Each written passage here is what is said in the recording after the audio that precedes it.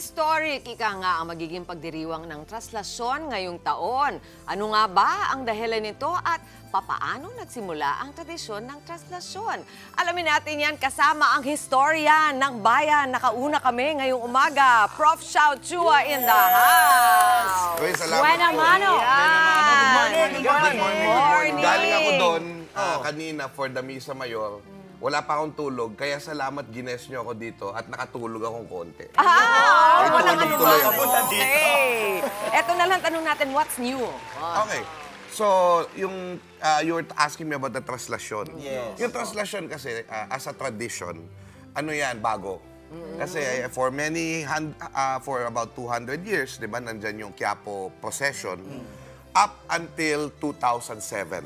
Noong 2007, nilabas yung poon, dinala sa Rizal Park, Luneta, sa Quirino Grandstand. Because at the park, sa Bagong Bayan, doon yung dating unang simbahan kung saan siya dumating from Mexico. So kaya nagkaroon ng traslasyon. Pag sinabing hindi translasyon, traslasyon. Yung ibig sabihin nun ay paglilipat. So nalipat sa iba't ibang lugar, Intramuros, yung imahen, and then of course nagkaroon ng replica sa Quiapo. Maganda na banggit mo yan, Prof. Kasi kung kausapin nyo yung mga debotong mga, yung noon-noon pa, hindi nila necessarily alam yan eh. Kasi nga pan Gen Z yan, 2007. 2007, yes. Diba? So yun yung distinction, no? Yan. Eventually, kasi dapat once in a lifetime event lang yun. So 2008, binalik sa Quiapo. Pero sabi nila, naku, may dalawang namatay after that eh. So sabi nila, naku, ibalik na lang natin. Because kaya maganda ang simulan sa Rizal Park, Luneta. Kasi malaki yung space. Dahil noong una, ang Plaza Miranda, maliit yan. Paglabas ng senyor sa Puerta Mayor, palabas ang senyor, ang tao pa sa lubong. So pag lumabas ang senyor, iindayog ang tao, maiipit yung mga nandito. So, yun, napakadelikado. So, ngayon, napakaganda nung ano, yun yung ano, no? So, bago lang yan. And then, ngayon, of course, 2025 is the first time na kasi matagal na yung ano, yung position sa Nazareno. In fact, maraming position sa Nazareno. May, every year, may Semana Santa, may New Year, may ano, itong January 9, which is 9 days novena, end of the novena for the holy name of Jesus or at saka yung Jesus Nazareno. Pero ngayon, dati kasi tinatawag siyang piyesta ng Quiapo. Pero hindi siya piyesta ng Quiapo. Ang piyesta ng Quiapo ay John the Baptist. Okay. June 24. Yun nga yung malaking rebol doon sa labas, di ba? Correct. Kaya pinaalala sa atin na siya pala. So, ngayon, parang naging opisyal kasi dineklarang national feast ng simbahang Katoliko. Yan ang bago this year, Yan ang Prof. bago. Anong wisdom nun? Well, again, una, pwede mo nang tawaging pista talaga ng Nazareno ito. Tapos, Well, hindi na lang siya nationwide. unofficial, no? And then, kasi posisyon lang naman talaga siya eh. Ngayon, pista na talaga siya. And, pwede na siyang i-celebrate officially sa lahat ng parokya sa buong Pilipinas. Yun yung Kasi, kagandahan. Prof, di ba laging tinatawag na kasanayan natin, itim na Nazareno, itim na Nazareno, the Black Nazarene. Pero ngayon, hindi na nga. Anong kwento doon? Bakit hindi na yun yung tinatawag ngayon? Kasi alinsunod Okay. ito sa utos, di ba, ng Minor Basilica and National Shrine ng Jesus Nazareno. Well, una sa lahat, ano, naiintindihan ko kung bakit yung iba adamant na wag tanggalin yung itim. Kasi parang yung pagiging itim niya, yun yung nakadraw sa atin bilang Pilipino tayo. Kamukha natin. Kamukha natin, di ba? Pero on the other hand, naiintindihan ko rin. Kasi parang there's something, parang pag sinabi mo Black Nazarene, parang ang focus mo, yung pagkaitim nung imahe. Nung imahe. At yung imahen mismo. Yun yung focus. Yes, yes. Parang black magic, parang ganon. Kasi Yes. yung study ni Dr. Butch Shalsit, isang anthropologist taga Quiapo din, na kaya pala nadadraw ang tao sa itim kasi sa buong mundo, sa kultura sa buong mundo, pag itim yung object, makapangyarihan. So, hindi siya about So it's a evil. color of power. It's a color of power. Parang Now, sa senyora sa Antipolo kasi. di ba? Ganon din, di ba? Maraming mga images sa buong mundo ganyan. But of course, si Father Jun Sescon, now Bishop-elect of Balanga, Bataan, ano, ang makikita natin, parang gusto niya kasi sa branding, ma-focus na hindi yung imahen ng focus, hindi yung image, yung itim. Gets. Kundi yung Lord.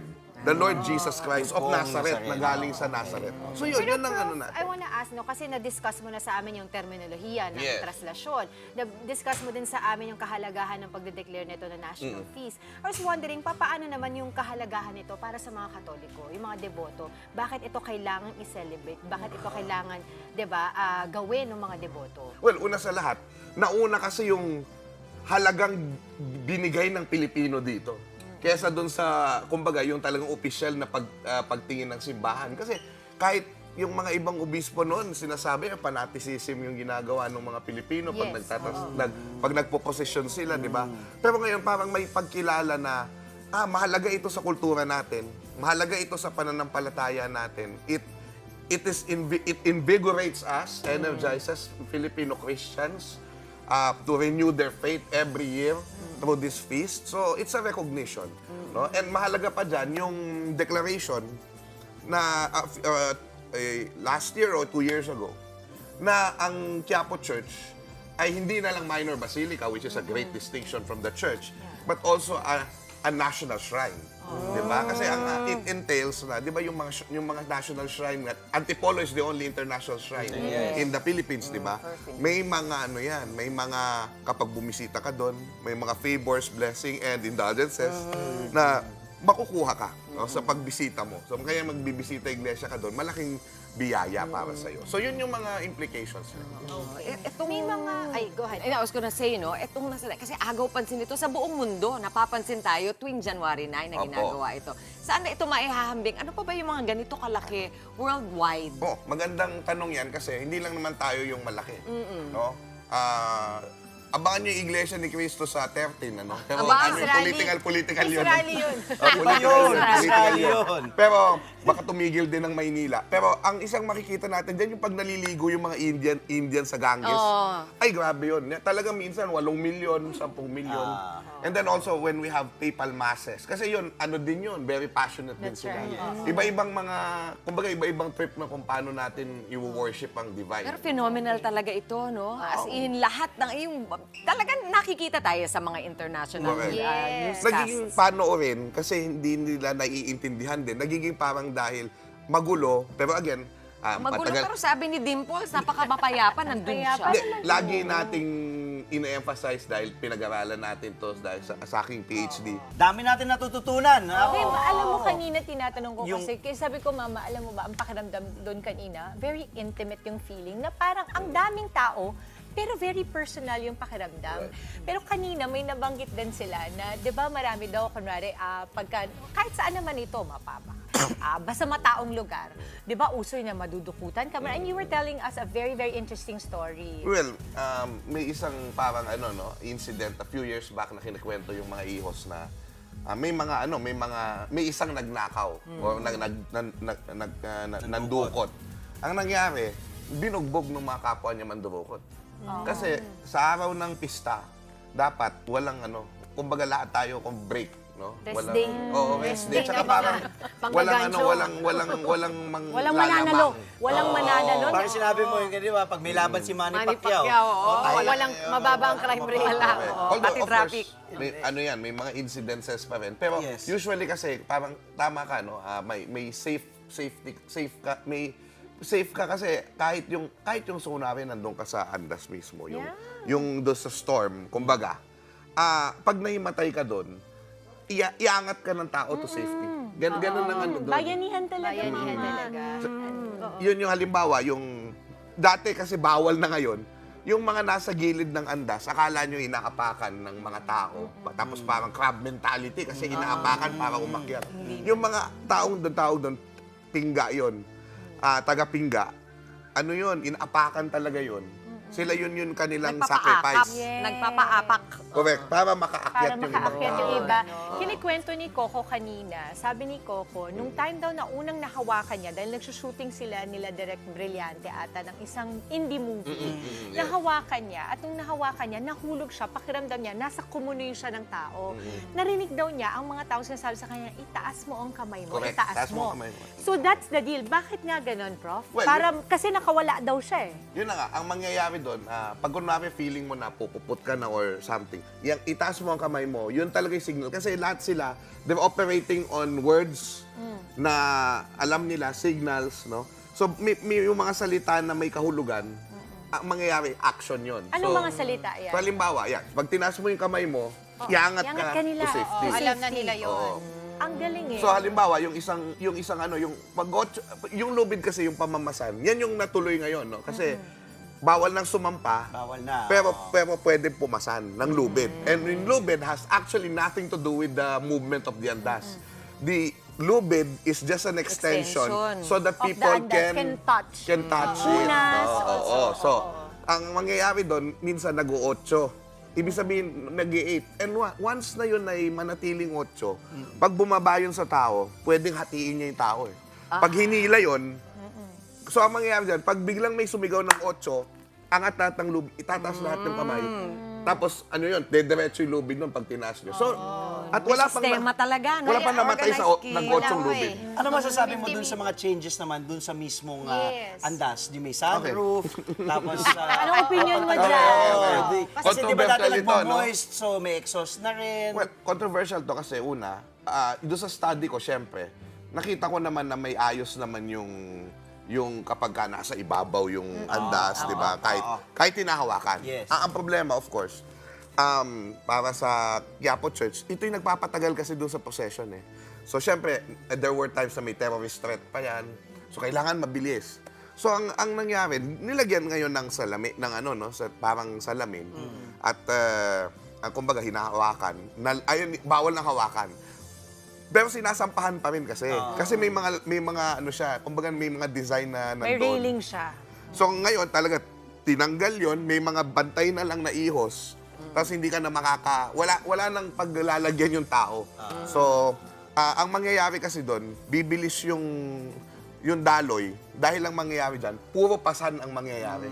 Pasan. Tapos Tapos yung natin, mas mabilis to isa pang ano no, isa pang ang ano nila, sorry ang goal nila 10 hours matapos. Ito gusto kong malaman, Prof. Ito iniisip ko kung paano nila ginagawa, di ba? Babato yung panyo, ang bahay nila. Paano babalik? Alam nila isang... Siyempre, hindi na tayo sigurado, Mama, kung yung kapanyo mo pa yung naibalik Pero sa'yo. Pero for some strange For some reason, strange, oo nga. Nababalik eh. Oo. babalik sa'yo yung panyo mo. Di Now, ba? ano yan? Either ganito yun.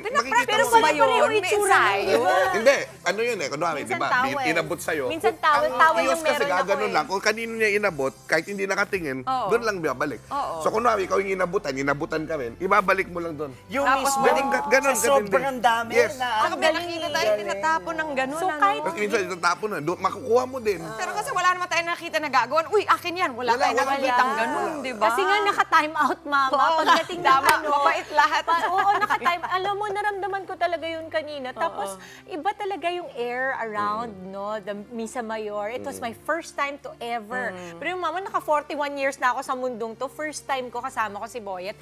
And yung pakiramdam pala na nakikita mo na very solemn. At ang masaya kong nakita kanina, ang daming kabataan. Yes. Yan. Youth. Magandang pag-usapan yan kasi this is also the secret of the translation devotion kung bakit siya enduring. Kasi, kasi di ba, nung dati, nung Bardagulan siya, Bardagulan na may bayanihan. Barda na may bayanihan. Ano siya eh, para siyang exciting eh. So kung bata ka, ang una mong motivation, Gimmick eh. barkada, di ba? Tropa-tropa. Gang tayo, tapos punta tayo doon, di ba? Kapag ka, nakakyat ka sa sinyo, ganun ka pa, di ba? Yung ano, di ba? YOLO yan eh, di ba? Tapos, pero, Ang ginawa mo din yata ito dati. hindi naman, hindi. Hindi na ako nag-attempt kasi baka mabigatan sa akin eh. Pero baka yung mapahulugan ko, biglang mamatay eh. Pero ito. Ang nakakatuwa dyan, lahat kasi nang in-interview ko ng mga deboto na mga, yung malalim na matatanda, nagsimula din sila sa ganun eh. Nung bata sila. So ibig sabihin, lagi tayong nagpapahalala na, dapat sincero kayo sa paniniwala nyo, ganyan.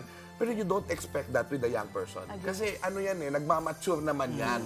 So hayaan mo siyang pumunta doon, hayaan mo lang siya every year pumunta doon. Exposure. At malalaman niya eventually sa puso niya, ito pala yung nararamdaman. Ito yung dapat na ito yung dapat ma-internalize ko na magamit ko rin sa buhay ko. Totoo yan. kasi meron akong na-attendan before na misa, sinasabi din ng pari doon na yung iba daw mga tao nagtatanong, bakit daw inaalaw nila yung mga bata na nagiiyakan daw sa simbahan, sinasama pa daw. Ang sinabi ng pare, sagot niya yan, yung sinabi mo, diba? Eventually, they will learn na ito parte ng buhay nila ang pag-attend ng ng misa. Pero I was gonna ask you, Prof, paano ba sinasalamin ng kulturang Pilipino yung pananampalataya dito sa traslasyon? Well, una sa lahat, kailangan natin makita. Maganda yung isang study ng isang historian na si Reynaldo Ileto. Na yung Philippine Revolution, many of its events at people were inspired by the life of Jesus Christ. No? So, ibig sabihin, di ba, may Nazareno tayo naghihirap. There's always this parang belief na, obsessed tayo sa kahirapan ni Jesus dahil mahirap tayong bansa and puro tayo hingi. Kaya gusto natin ng Nazareno kasi hingi tayo ng hingi. But people do not realize that ang pamamanata ng tao sa mga pagtatanong-tanong ko, yes, may hingi. Lahat naman tayo nanghihingi sa Diyos, di ba? Pero yung primary talaga pasasalamat. Gagawin ko to dahil nanay ko ay gumaling, all of these things. Every year. So, yun yung pasasalamat. But also, because Jesus Christ, alam naman natin na kahit nakikita natin siya naghihirap dyan, hari eh. Di ba hari siya, may tatlong potensya, may kapangyarihan siya. Dahil alam natin na yung pagkamatay niya, yun yung pagkabuhay natin. Magpakailanman bilang mga Kristiyano. No? So, ang maganda doon, parang his death is really life. And we look forward to resurrection. Kaya ang ganda nung ni Cardinal Advincula kanina yung homily niya, na ang Nazareno talaga ay pag-asa. Habang may pag-asa, may buhay. Alam mo, Diba? natin ni Dimples kanina. Kasi 'di ba ang sabi niya kanina, ang kaalaman daw natin ay habang may buhay, may pag-asa. Pero ang sabi niya kanina, it is really habang may pag-asa, may buhay. And the reason why we relate so much to the Nazareno is because ito ay carrying the cross. Tayo ay may pasan. Ang mga deboto daw ay nararamdaman nilang hindi sila nag-iisa sa pasan-pasan nila. At ang pagpasan daw ng krus ay dapat may pananalig, pagsunod, at pag-ibig. Yan yung tatlong binanggit niya kanina na talagang pumukaw sa damdamin ko. Dahil iniisip ko, when we carry crosses, nakakalimutan natin magpasalamat. Ang pasasalamat ay hindi lang nangyayari kapag may magandang nangyayari sa'yo. Totoo. Pero there is huge humility around the Nazareno that gives you hope na kung ang hari nga namin ay pinagdadaanan ito, bakit ako hindi ko kaya itong pagdaanan ng magkakasama? And however imperfect we are, no, as human beings, 'di ba? Na may we can have faith na tayo ay sinasamahan ng ating Panginoon. Kaya maganda yung yung sa Bible verse na yan, lagi kong kinakaakibat yan yung sinasabi mo yung pag-asa, yung Romans 8:18, 'di ba? The present suffering is nothing compared to the glory that will be revealed to us. So, napakagandang yun. Kumbaga, pananampalataya na at the end of the day, it's always been going to be yung Diyos, di ba? Si Jesus Nazareno will be with us all the time. May tanong ako kay Prof din. Kasi nabanggit niya kanina, nakikita ang estimated nila parang 10 hours. Yun ang plano nila, diba? 10 oras. Pinakamatagal noong 2012, 22 hours, pati nung 2017, 2019. Yes. Pinakamaikli yung last year. Tingin mo, mas maiklihan pa yun, yung 14 hours, 59 minutes. Pati pinakamarami din is last year, which is 6.5 million. Are you also expecting more than that? Tumatagal kasi yan kapag na-delay yung Andas. dito sa kabaan ng P. Burgos. Yung Katigbak P. Burgos hanggang Kahabaan National yan. Museum to Ayala. Correct. Yung Ayala, crucial yan kasi tulay yan eh. So Yung medyo bridge, maraming mga insidenteng nangyayari dyan na no. But once na yan ay dumating ng Quiapo, yun na yun eh. So, kailangan lang mapabilis. So, kung mga before 8 o'clock makalampas na ng Quiapo, medyo mabilis yan. Pero tingin mo, Prof, makakatulong yung ginawa nilang isa pang changes ngayon. Dun kanina binabanggit ko rin dito sa may Rojas Boulevard na traditionally, sasalubong yung mga deboto dun sa Andas, di ba, sa Puon Nazareno. Pero ngayon daw, ang gagawin is uunahin muna yung imahen tapos susunod yung mga deboto. Well, makakatulong din talaga yun. Kasi usually, yun naman talaga dapat eh. Kaso ang nangyayari, nauunahan nung pagbukas ng Nai-excite gate. yung mga Na-excite tao yung eh. tao, inuunahan. Pero kasi once na makalagwa lang ng konting-konti papunta doon sa Manila Hotel, ng mabilis. Yes, sa Manila. Malaking yun. Kasi in a normal translasyon, 1.5 hour na yun hanggang Manila Hotel lang. Hanggang Manila Hotel lang. So ano yun, malaking bawas sa oras yun. Sa mga deboto po bang nakakausap niyo, Prof. Xiao, ano mas gusto nila? Mas matagal yung posisyon o mas madali? Siyempre, mas matagal. Yun. Actually, malungkot sila pag masyadong mabilis ang translation. Of course, kaso yun na nga, yung balance between security and safety and yun na nga. Pero ako, minsan may nalulungkot kasi ano yan yung pag-touch, yung pagpasan. Yes.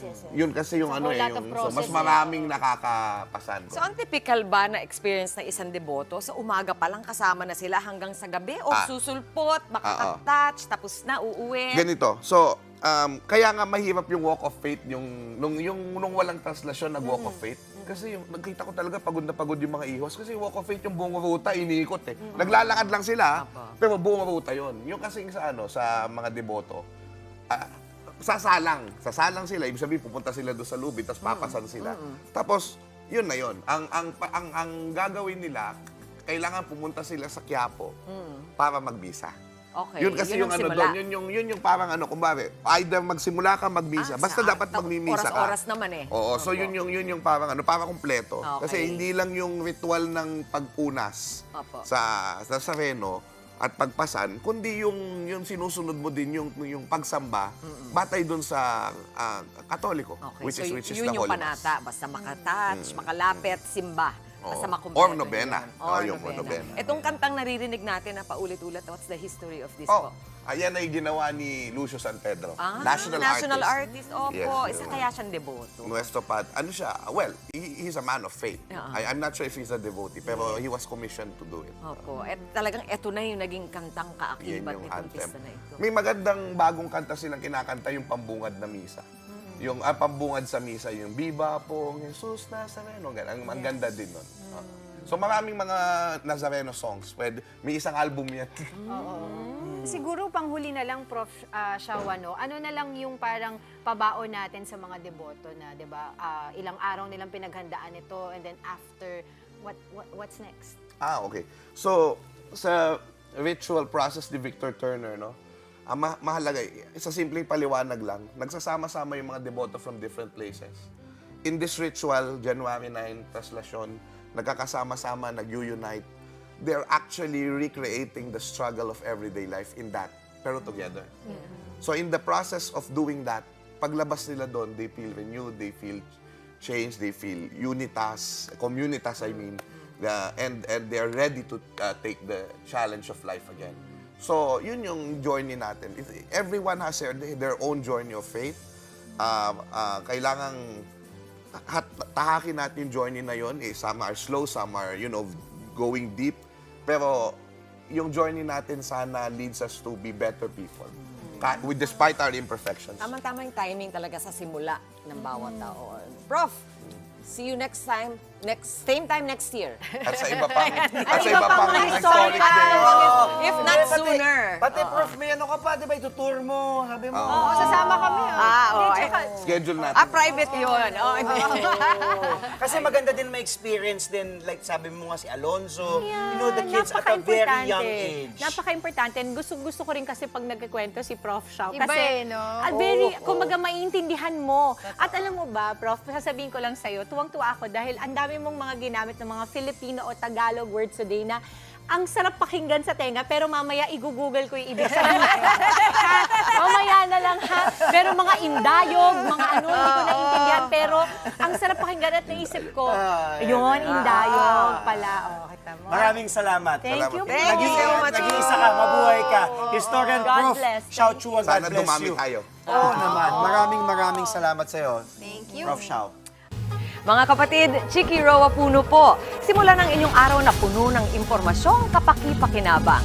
Sama na sa isang makabuluhang umaga. Tumutok at mag-subscribe sa social media pages ng News 5.